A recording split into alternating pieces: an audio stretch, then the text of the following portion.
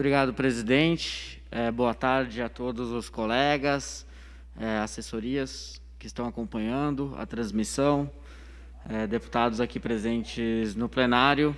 Eu vim falar aqui sobre um tema que eu tenho visto muito pouca discussão por parte dos parlamentares, não só aqui na Assembleia Legislativa, como nas assembleias espalhadas por outros estados, nas câmaras de vereadores e no Congresso Nacional, que é a volta às aulas. A volta às aulas.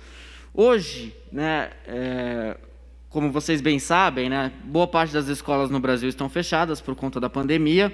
A decisão de retomar as aulas, ela é do prefeito das cidades, uma questão de vigilância sanitária, então a opinião do prefeito se sobrepõe à do governador, à do presidente, por aí vai. Só que tem uma infelicidade, em termos de agenda, de calendário. Nós estamos prestes a voltar a ter as eleições municipais. E nesse período em especial, prefeitos seguem a opinião pública, seguem o que a maior parte dos cidadãos de seus municípios acreditam ser o mais razoável. Isso é um problema porque a opinião pública hoje no Brasil ela é contra a volta às aulas. E isso muito se dá por conta de uma desinformação por parte da população. A gente tem ao redor do mundo diversos países que já voltaram às aulas e que estão fazendo experimentos e coletando dados, que estão sendo analisados e chegando a conclusões, que estão se tornando publicações em revistas de pediatria, enfim, revistas acadêmicas, científicas ao redor do mundo, revistas inclusive de bastante renome e respeito. A OMS já se declarou, já minimizou os efeitos relacionados à saúde por conta da volta às aulas. Existe um argumento muito forte de desinformação, como eu disse, de que as crianças têm um risco enorme de transmitir o coronavírus nas escolas. De tudo aquilo que a gente pesquisou e leu, eu e meu time extensivamente, olhando as maiores revistas de pediatria e o que elas têm publicado relacionado ao tema, esse risco é menor do que o risco de adultos. Então, crianças e jovens têm um nível de transmissibilidade muito menor do que o de adultos. E a gente vê por aí uma série de atividades já voltando. Os restaurantes estão com fila de espera, bares lotados nos finais de semana e nas finais de tardes, festas já começando a voltar, inclusive casamento, buffet, até 100 pessoas. Uma série de atividades já voltaram ao normal. E aí eu pergunto, poxa, mas se a criança que não está tendo aula precisa ficar em casa, por que as outras pessoas da família podem sair?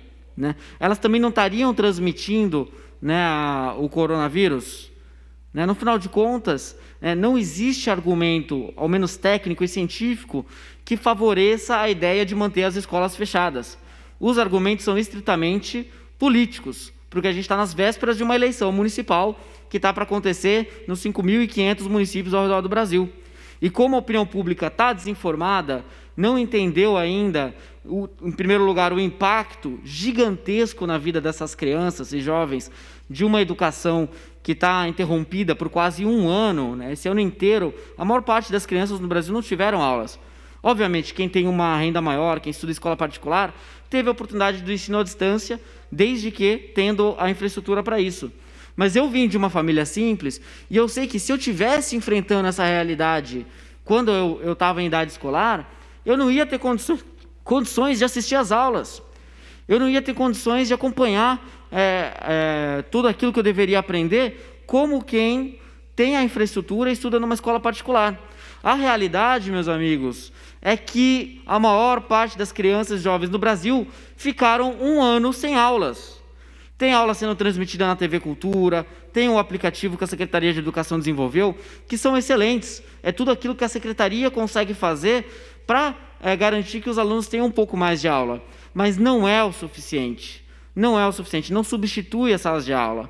Muitas vezes, professores motivados e que querem fazer a diferença, só conseguem acessar esses alunos por conta do WhatsApp, para checar se eles fizeram ou não aquelas atividades que deveriam fazer. Isso no melhor dos casos.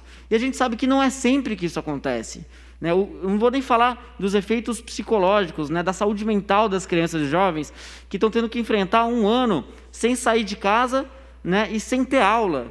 Isso é uma coisa muito séria. Assim. Isso é um assunto que eu não vi ninguém nenhum deputado, nenhum vereador espalhados pelo Brasil defender a volta às aulas. E por isso eu venho aqui justamente com essa posição. As aulas têm que voltar o quanto antes possível, seguindo, obviamente, um regime de revezamento de alunos para diminuir o número de alunos por sala de aula, seguindo os protocolos de segurança. Só uma comunicação, presidente, para poder continuar e concluir, né? Seguindo todos os protocolos de segurança para que as aulas voltem. Nenhum país sério no mundo, se você for pegar o ranking do PISA, nenhum país que estão no topo do ranking do PISA não voltaram às aulas. Isso mostra, né, o quanto que a gente está atrasado, o quanto que a gente não entende a educação como uma prioridade. Tem estudos que mostram o impacto financeiro disso. São PIBs inteiros que estão se perdendo para as próximas décadas. É um impacto gigantesco na economia, é um impacto gigantesco na vida de cada uma dessas pessoas. Eu fui até os estudos para entender qual que era o impacto das crianças e jovens ficarem sem aulas durante períodos longos de guerra, como na Segunda Guerra Mundial. E o efeito das crianças não estarem nas aulas foi se estendido para o resto da carreira e da vida delas. Passaram a ganhar salários menores do que elas ganhariam, do que a geração anterior ganhou. Né? Isso é um impacto muito sério, muito grande, e que a gente não pode ignorar. Né? Mas aí muita gente fala, poxa, mas as escolas não têm estrutura. Desculpa, mas não é uma ciência de foguetes, não precisa construir outras escolas.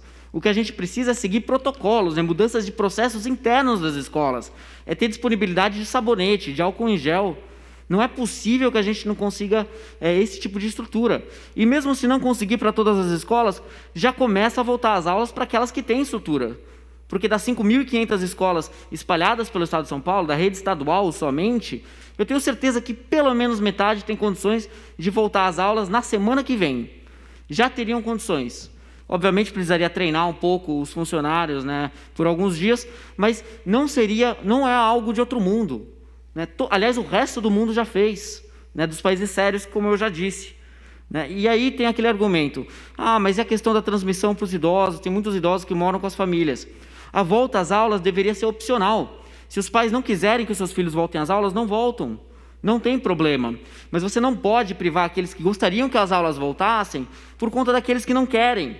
Né? E como eu já disse, mais uma vez, a taxa de transmissibilidade das crianças é sim inferior à dos adultos. Isso não sou eu que estou falando, são as publicações nas melhores revistas do mundo, é a recomendação da OMS, enfim. E a gente não está tocando nesse assunto com seriedade e a gente está perdendo mais uma vez a oportunidade de garantir uma educação de maior qualidade para as crianças e jovens e limitando as oportunidades deles no futuro por conta de uma agenda estritamente política, por conta dessas eleições municipais, que mostra para a gente a carência de liderança que a gente tem no Brasil. Prefeitos que, ao invés de fazer o certo, fazem o fácil. Obrigado, presidente.